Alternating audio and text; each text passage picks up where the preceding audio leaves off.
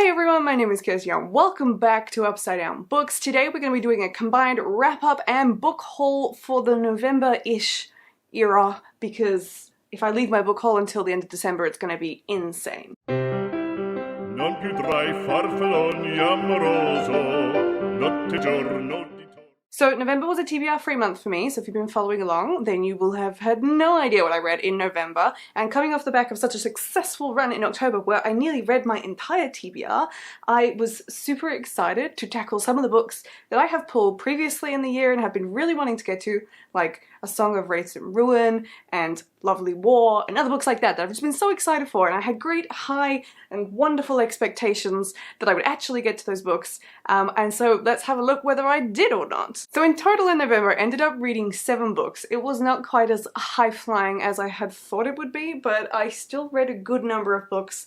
But let me tell you now, it was not the books that I thought I would be reading. I got surprisingly bogged down in a bunch of unexpected books, and so some of these really hyped books I have still not read, but that does lead me into my plans for January, and we're going to discuss that now. So you will have just seen my TBR video for December, and you know that I'm doing a spectacularly epic and huge TBR for December, and that means that I'm going to need a little bit of decompressing time in January, I think, and I'm going to need to sit down and redo my TBR jars, which is a little bit of a task to cut out all the tiny pieces of paper. So I have decided that I'm going to be doing another TBR free month in January, and possibly in February too if I'm still feeling it. So I apologize in advance for the lack of excitement, but they will be picking up again. This is not me slowly deviating from the TBR jar. No, I love the TBR jar. That's not happening. I'm just going to take a little bit of time to make sure that I'm getting to a few books that I want to get to, and that I'm not getting too bogged down in the politics of my own TBR jar system. So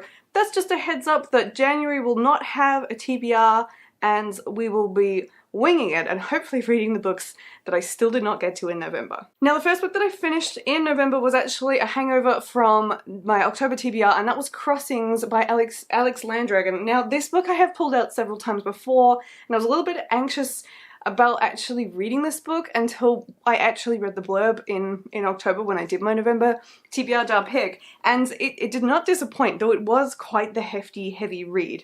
Not hefty, just heavy. So this is the book where it's like a choose your own adventure scenario, so there are 3 different timelines and many different characters that you follow, and you can read it in 2 different directions. You can either read it from cover to cover, or you can read it in the Baroness order, and it tells you at the beginning where to start, which is like a roundabout in the middle, and then when you get to the end of sections, it has a little thing like this, that tells you which page to go to. So I ended up rating this 4 stars, because as much as I did enjoy it and thought it was really cool, it was a little bit tricky, and I actually want to reread the book to make sure I understood everything that happened.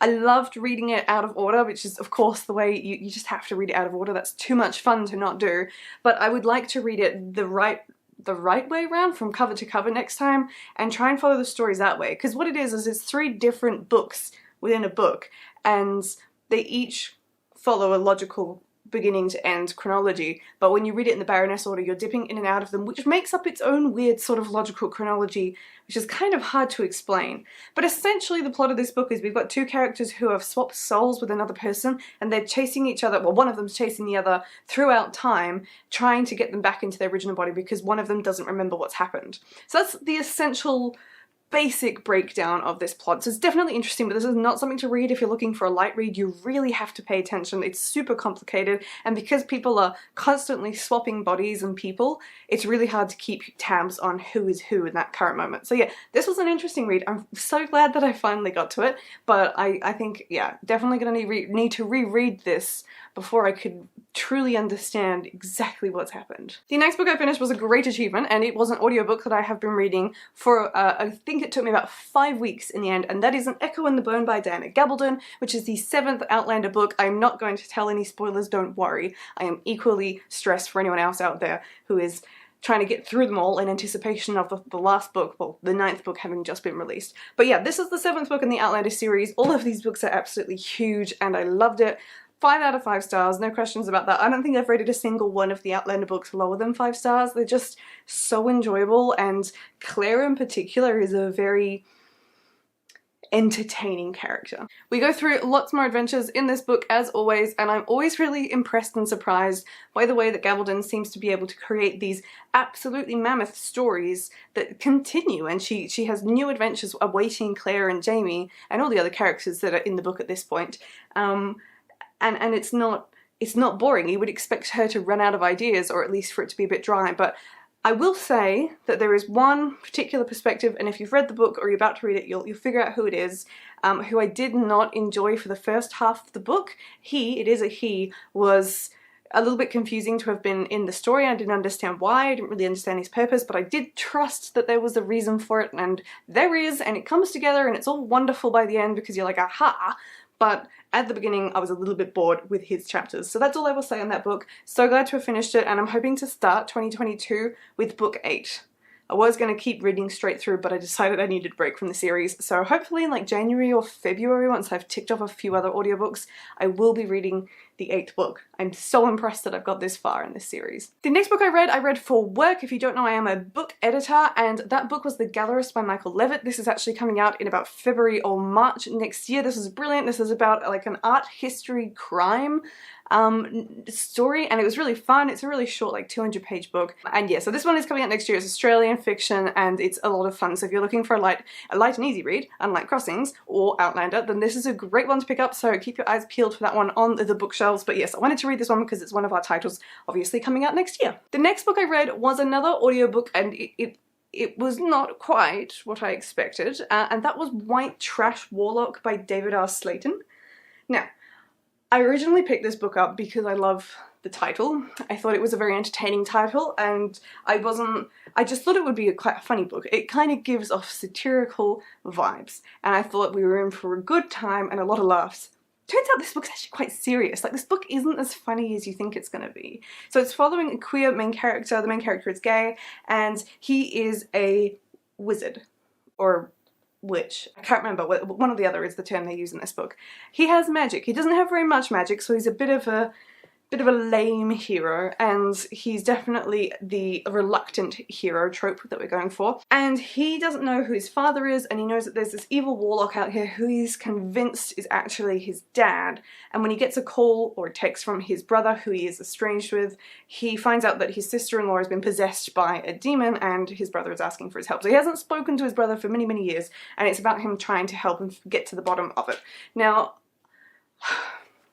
I wouldn't heartily recommend this book with any real enthusiasm. It was okay. It's currently in the Audible Plus program within Australia for Audible, so you can get it for free if you have a subscription, which is what I did and why I read it. It's not particularly long, but yeah, I was hoping that this would at least be a bit of a twee book that's just a bit of fun that you could pick up and read, but there's not a great depth of humour to it, and the whole white trash warlock thing is actually more of a self-deprecating humour of the white male character calling himself white trash, and he's not very good at magic. And I don't know, I don't know if it was the way that all the lines were delivered in the audiobook, but I just actually didn't think that was very, it wasn't funny, like, oh, ha ha, white trash warlock. It was like, oh, this guy's depressed and probably needs to see a therapist. There were also some content warnings we could say in this one would definitely be violence, death, and an asylum. So I won't say too much more about that, but yeah, mixed feelings. Sat on a very, very middle of the road 3 out of 5 stars for this one. If you've read this one, let me know your thoughts below, because I'm very curious what other people are making of this book. The next book I read, however, was absolutely bloody brilliant and one of my favourite reads of the year, and this was actually one of the books that derailed my sort of other reading plans for November. And that was CloudCuckooland by Anthony Doerr. I've been so excited about this book because Anthony Doerr is the author of All the Light We Cannot See, and I love that book. It was quite an effort to get through All the Light We Cannot See, and this was so much easier to read. It's also vastly different. So I'm curious to see what, like, the general consensus of this book is going to settle at once it's been out for a bit longer. It's obviously been out for about a month now, but because it's bigger, I don't feel like that many people have actually tackled it yet. But it doesn't read in the same way that All the Light We Cannot See does. It's not historical fiction. It's not like authentic historical fiction? Traditional. It's not traditional historical fiction like his other book. It's just very different. So we have 3 different timelines in this one. It is not too hard to follow along with, but it is complicated when you first get into it, because not only do we have the 3 timelines, but we have about 6 or 7 characters, and we jump between their own stories within those timelines at different points in their lives. So like one character is in the modern era, but we go back to his like 18-year-old teens back during, it was actually during World War II, I believe, and then the present timeline for him is like current times, he's really old. So you have that kind of jumping back and forth between the stories themselves, as well as rotating through the stories. Yeah, sounds really complicated and I've probably put a bunch of you off, but I promise you it's actually really easy to follow along with. If you get confused, just rereading the blurb is actually a really great way to kind of solidify in your mind who the characters are, what they're doing, and how they're sort of relevant to the story. The point being, as you get through the book, you kind of work out what Doa's point is going to be about interconnectedness of time. So the three timelines we have is the 15th century in Turkey, and then we have the present timeline, and then we have a futuristic timeline. And there are some pretty dark themes about climate change and climate disasters, so I will put that content warning out there for anyone who feels particularly stressed about climate change. Maybe wait until you're in a better mind space for that, because one of the characters is like catastrophically obsessed with the panic around climate change, which is totally fair, but you know, very stressful to read about. So if you don't want that stress, then maybe don't pick this book up. But there's a lot of like blank pages like this where we've got parts that are making up this page count, so this isn't as long as it looks. Don't be put off by the size. 5 out of 5 stars from me. So excited, and I'm really curious to see what Doa comes out with next, considering how different this is from his previous book. The next book I read was a review copy. I'm finally reading a review copy, and that was The Echoes of War by Tanya Blanchard. Blanchard? I don't know how to say her surname. This is the first book I've read by her, and I was quite impressed that this was not, again, not quite the historical war fiction that I thought it was going to be. This is set during World War II in Italy, and the beautiful blue of the cover and the fact that it's set in Italy from a female perspective was what really pulled me in to start with. I thought this was going to be like your sort of blitz fiction, even though it's in Italy, but it's not. It's very much so family orientated and about female independence. So if you're looking for like pew pew pew, lots of guns, this is not the book for that. But if you're looking for like almost a romantic historical fiction, this is definitely more along those lines. So I rated this one 4 out of 5 stars. I found it perfectly enjoyable, and it's certainly a book I would be gifting to other people. Someone may be getting it for Christmas, but no comments on that front. And yeah, I just think it was a really, really lovely book, and I particularly loved the theme of women being independent and strong and trying to make their own way in the world, despite everything against them, particularly at this period in Italy, in a remote sort of community where poverty is really quite the problem. So yeah, it was a really interesting look at things, and very different from the like strong independence that seems a bit given during the Blitz history in England, because women were sort of really put into that traditional man role, whereas that was not happening in these regions in Italy. It was very different. So a very interesting read for a different perspective, would recommend, and I'm really excited to read a lot of Tanya Blanchard's other books as well, like The Girl from Munich, I think is the other one that I have. I'm definitely excited about what else she's written. So that brings me to the final book that I finished in November, and I have to say I wasn't blown away by this book. I was a little bit confused, and that was The Queen of the Tealing by Erica Johansson. I buddy read this with It's Me Jace on Instagram, and if you don't follow him, you absolutely should. He's such great fun and such a good hype man for you. But yeah, this book didn't really live up to expectations. I've been really excited about this for a really long time. It's been on my TBR for a really long time, but nothing fundamentally happened in this book. It was very slow moving, and it looks like reviews on Goodreads are very much so split down the middle, either loving it or hating it. I will consider continuing reading the series because I think that the author can I think the author can write okay, and I think that the world building was cool. It was just totally lacking in any action scenes. And so I'm kind of thinking this might just be setting us up for the rest of the series, and it might be okay. But until I read some solid reviews and hear from someone I trust that it gets better, I'm not sure I'm going to risk it with this one. So yeah, this was unexpectedly disappointing, but I'm sitting at a 3 out of 5 stars because there was definitely aspects I enjoyed about it. I enjoyed the world, and I really enjoyed the characters for the most part. I did think the female main character was a bit like given saint-like qualities for just being like a decent human being. She wasn't doing anything particularly exceptional. So on the fence about the main character, but yeah, on the fence about the whole book really. What more could I say? Yeah. Not sure. If you read the rest of this series and you felt like me when you finished the first book, let me know if you think I should keep reading. So that brings me to the whole part of this video, which I just kind of want to quickly go over. I don't have too many things to share with you, but I do want to just let you know what books have hit my doorstep recently before we get the December book haul, in case that one is huge, because that would just be out of control. So the first book I want to talk about is The King of Korrah by Maria V. Snyder. This is the third and final book in the Archives of the Invisible Sword trilogy. It came out on the 1st of December, and I was sent this one by Harley Quinn, and I'm so excited to read this.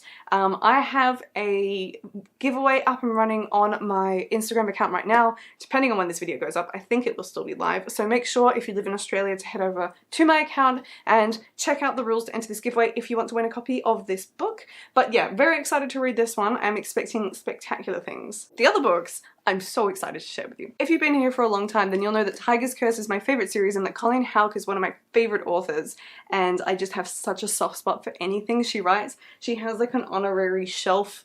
It's this one you can kind of just see along with A.G. Howard. Those two are like my OG. I love them. But yes, so this is going to be a Colleen Houck related little haul. I saw on Facebook Marketplace that some kind soul was giving away a complete set of the first 4 books. That doesn't sound complete, but it's like the original quartet. There's an additional 5th book in the Tiger's Curse series in hardback, and it wasn't that expensive, so of course I hit them up and said, hello, could I please have those copies? And so guys, I present to you my pride and glory, my joy, my love, the complete hardback set of the Tiger's Curse saga. Oh my goodness, aren't they stunning? These books are just so beautiful. If you've not seen them before, they have these lovely, lovely artwork on the covers. They are just beautiful. So there's the 4 of them. There is a 5th one called Tiger's Destiny. I have never seen the hardback for that one. I've also not read it yet, despite this being my favorite series, because it is absolutely massive. But yeah, this is the original series, and it does complete itself at the end of this. So this was really the priority to get the complete set in this. I'm so excited. I'm so excited about this.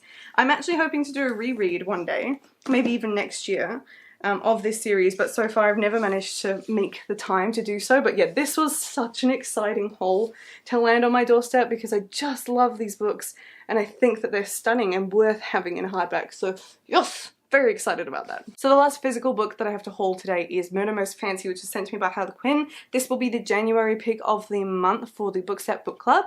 I'm announcing that a little bit early, so don't tell anyone. But if you want to join in, there will be links below for that. This is by Kelly McCord, and I'm really excited to read this one. I really hope it's funny, though someone has told me it's not like strictly speaking humor, it just kind of looks like it will be. But yeah, I'm hoping to dive into this one in January. And then other than that, it's mostly just down to audiobooks. Now I confess I've gone a little bit mad in acquiring audiobooks lately because I've been going through the Audible Plus program. So I'm not going to put up little thumbnails, I'm just going to quickly run through the Audible Plus titles that I've acquired, which again are the ones you can get for free if you have a subscription. So those ones that I have acquired but not bought are Shantaram by Gregory David Roberts, The Count of Monte Cristo, The Beekeeper of Aleppo, War and Peace by Leo Tolstoy, The Mere Adventures of Robin Hood by Howard Pyle, Dracula, Bram Stoker, and I think that's it.